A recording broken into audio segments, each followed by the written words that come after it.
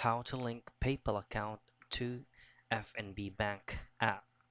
The first things first is I won't be able to show you using on my mobile phone app because it's just gonna be under blur or on a black screen for security purposes. But all you'd have to do is just simply pull up your FNB application and make sure that you are logged into your account on the app. Now, once you successfully log in, make sure also that you have fully set up your PayPal account and fully verified. So once everything is double checked and ready to go, all you have to do next is just go to your FNB Bank application and log into your account. Now, upon logging into your account, you should be able to see an option that says Forex. Now, tap on Forex, and by then you will be able to find PayPal.